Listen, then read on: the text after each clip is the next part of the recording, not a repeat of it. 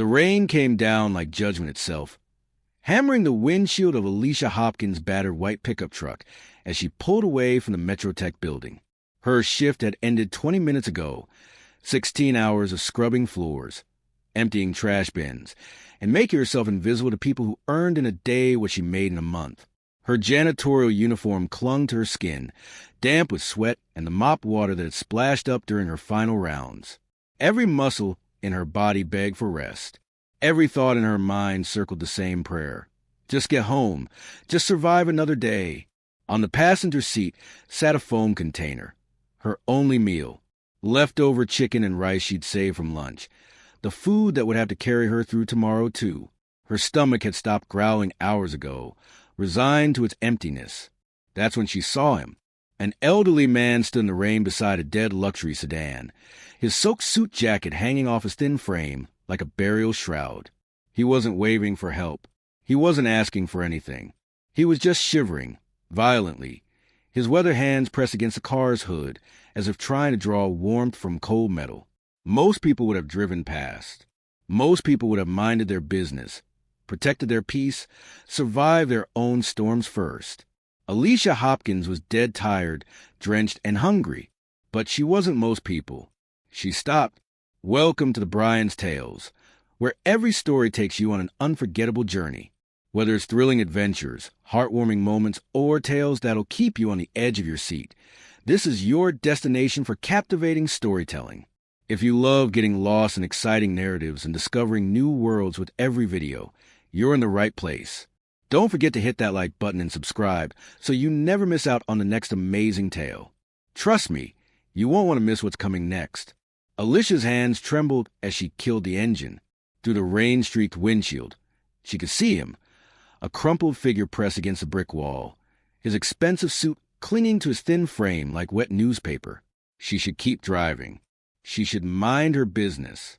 But her hand was already reaching for the foam container on the passenger seat. The rain hit her like a cold slap the moment she stepped out. Her shoes squelched against the flooded pavement as she approached the alley, holding the container close to her chest. "Sir, are you all right?" The old man's head lifted slowly, his eyes unfocused and glassy.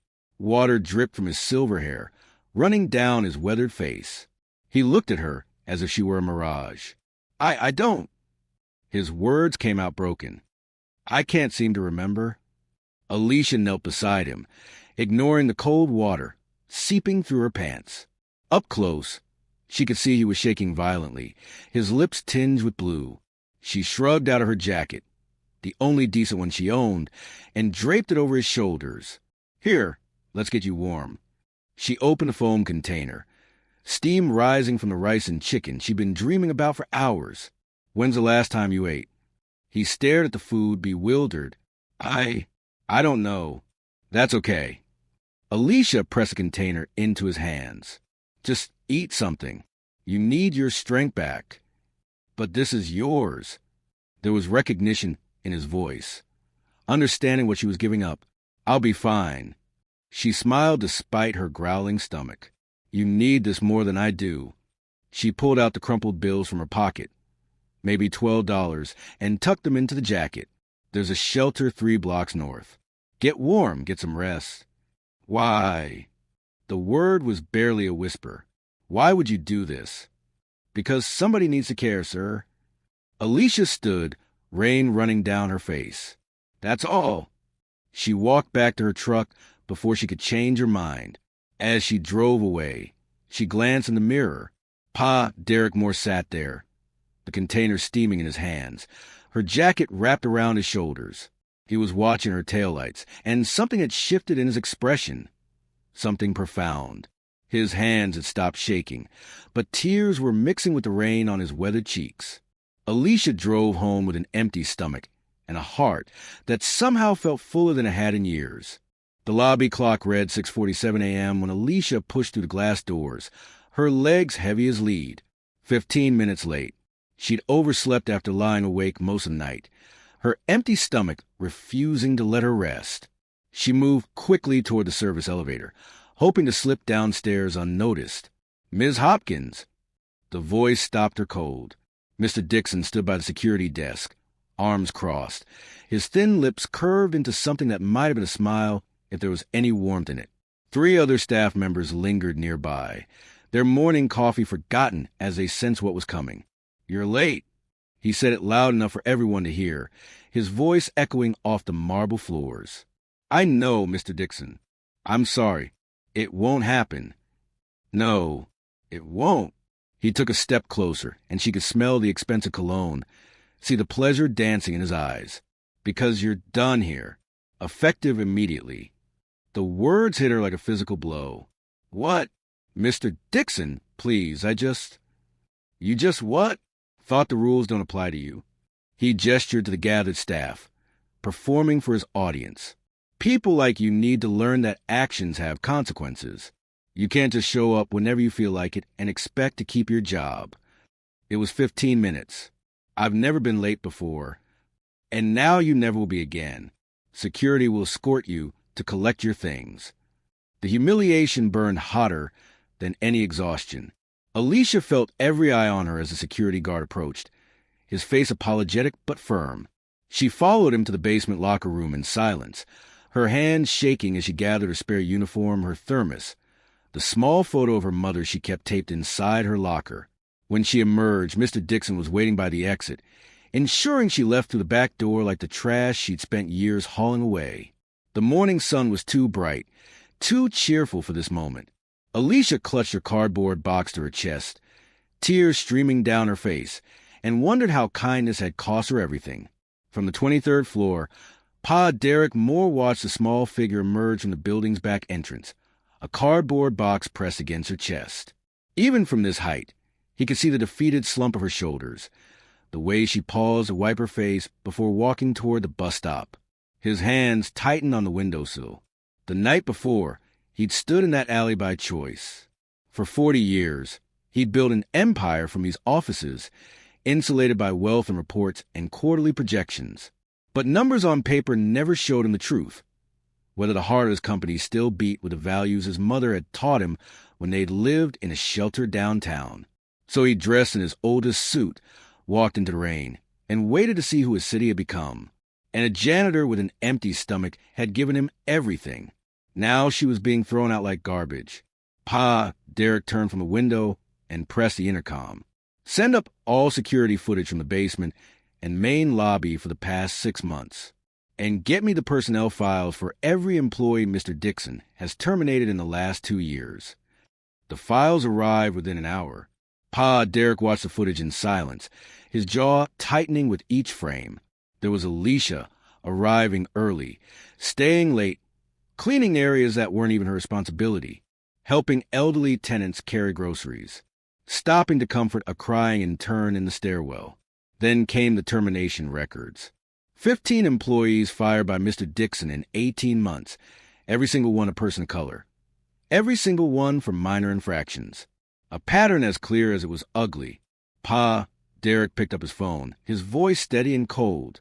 "Clear my calendar for tomorrow morning. Schedule an emergency staff meeting in the main conference room. Everyone attends, no exceptions. And find me an address for Alicia Hopkins." He looked down at the street where she'd disappeared, his jaw set. It's time Mr. Dixon learned what consequences really look like. The conference room buzzed with nervous energy. Department heads lined the long table, whispering theories about why the owner, a man most had never seen, had called an emergency meeting. Mr. Dixon entered with the confidence of someone expecting commendation. He'd worn his best suit, rehearsed his speech about operational efficiency. He took his seat near the head of the table, nodding at colleagues with practiced superiority. The door opened again, and confusion rippled through the room. A security guard entered, followed by a woman in a faded sweater clutching a purse. Alicia Hopkins, her eyes red-rimmed and bewildered. "What is she doing here?" Mr. Dixon's voice dripped with disdain. "Sit down, Miss Hopkins." Pa Derek Moore stood at the head of the table, his voice commanding the room into silence. "You belong here more than most." Alicia remained frozen near the door, her heart hammering.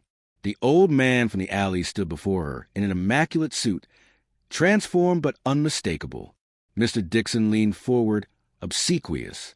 "Sir, If this is about the termination, I assure you it was handled by the book. She was 15 minutes late. Once. In 3 years. Pa Derek's words cut like steel. Tell me, Mr. Dixon, do you remember our company values? The ones posted in every hallway. Of course. Dignity, compassion, excellence.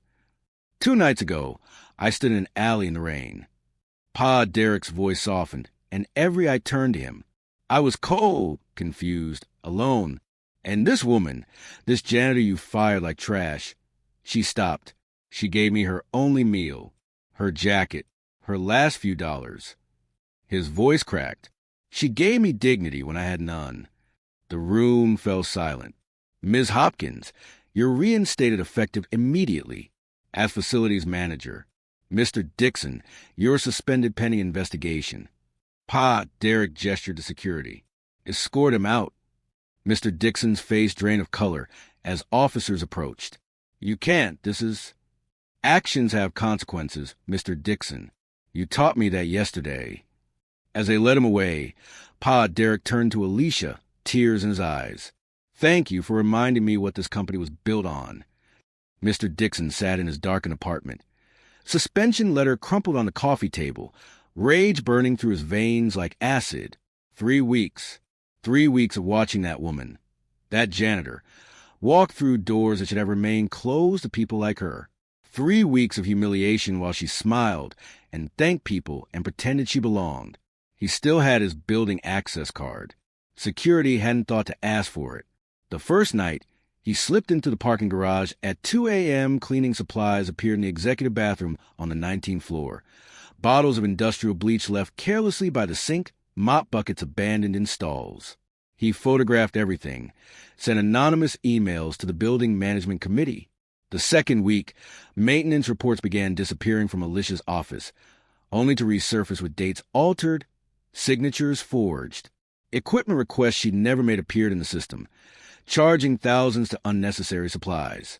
By week 3, the anonymous complaints flooded in. New manager shows clear favoritism. Building cleanliness has declined sharply. Unprofessional conduct observed in multiple departments. Alicia felt the walls closing in. She arrived earlier each morning, stayed later each night, double-checking every closet, every supply order, every report. But the accusations kept coming, appearing like phantoms she couldn't fight. Ms. Hopkins, we need to discuss these concerns. The building administrator's voice was sympathetic but firm. There have been multiple reports. I don't understand. I've been documenting everything, following every protocol. I believe you, but the board is asking questions. She left the meeting with trembling hands, fighting back tears. In the parking garage, she leaned against her truck, exhaustion and despair washing over her. Maybe Mr. Dixon had been right. Maybe she didn't belong here. Maybe kindness had elevated her to a position she was never meant to hold. Above her, security cameras recorded everything. And in his office, Pa Derek Moore watched the footage with growing certainty, his jaw set with quiet fury. The trap was about to spring shut, just not on the person Mr. Dixon expected. Ms. Hopkins, please come to the main conference room. Alicia's heart sank at the intercom message. This was it. The final meeting where they'd asked for her resignation, wrapped in polite corporate language. She rode the elevator up, each floor feeling like a countdown to failure. The conference room was packed. Board members, department heads, building management, and 2 police officers standing by the door. Pa Derek stood at the display screen, remote in hand. Thank you for coming, Alicia. Please sit. His voice was gentle. I want to show everyone something. The screen flickered to life. Security footage, time-stamped 2:17 a.m., showed a figure entering through the parking garage. Mr. Dixon's face was clearly visible as he moved through darkened hallways, planting cleaning supplies, scattering equipment carelessly. Another clip. Mr. Dixon at a computer terminal, accessing Alicia's files, his fingers flying across the keyboard as he altered dates and forged signatures. Another. Mr. Dixon photographing his own sabotage, composing anonymous emails on his phone. The room sat in stunned silence as clip after clip played, 3 weeks of calculated destruction, all captured in high definition. We upgraded our security system last month. Pa, Derek said quietly. Motion-activated cameras in every hallway, every office. I've been watching since the complaint started. He turned to the officers. That's corporate fraud, falsifying records, trespassing, and criminal harassment. The conference room door opened, and Mr. Dixon walked in, summoned by the same message as Alicia. His confident smile died the moment he saw the screen, saw his own face frozen in the act of sabotage. No, that's not, I can explain. The officers moved forward. Mr. Dixon, you're under arrest. The lobby fell silent as they let him out in handcuffs, his protests echoing off marble floors. Staff members emerged from offices, watching the man who terrorized so many finally face his reckoning. Pa Derek turned to Alicia, his voice carrying through the room. Your record is cleared, every false complaint removed, and everyone here now knows the truth about who you are and who he was. 2 months later, Pa Derek called Alicia to his office. The view from the 23rd floor still took her breath away, the city sprawling beneath them, alive with possibility. She'd grown more comfortable in these spaces, but her janitor's instinct still made her notice the coffee ring someone had left on the side table. Sit, please. Pa Derek gestured to the chair across from his desk. His eyes held something she couldn't quite read, emotion barely contained beneath the surface. You've done remarkable work as facilities manager. The staff respects you. The building runs better than it has in years. He paused, hands folded on the desk. But that's not why I asked you here. He slid a folder across the polished wood. Alicia opened it, her eyes scanning words that didn't quite make sense. Scholarship fund, full tuition, living stipends. Her name at the top in bold letters. The Alicia Hopkins Compassion Scholarship. $1 million.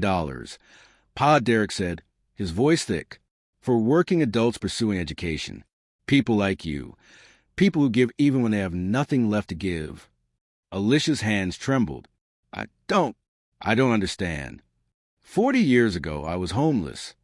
The words came out raw, unvarnished. My mother and I lived in a shelter downtown. A janitor there, a woman named Ruth, she used to save half her lunch for me every single day.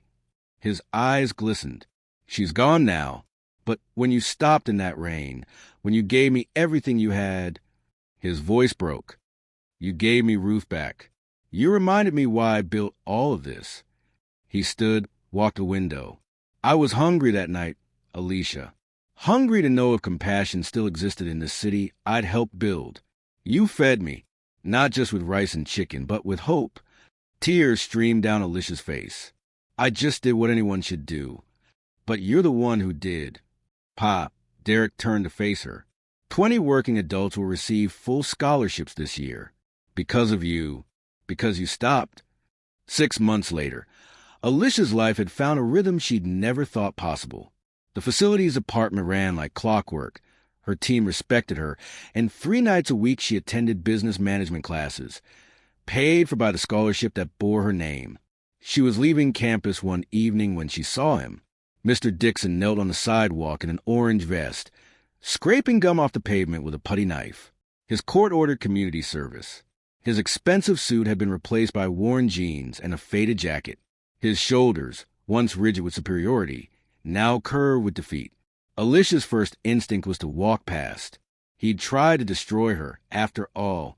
But something in his posture, the bone-deep exhaustion she recognized from her own janitor days, made her stop. Mr. Dixon.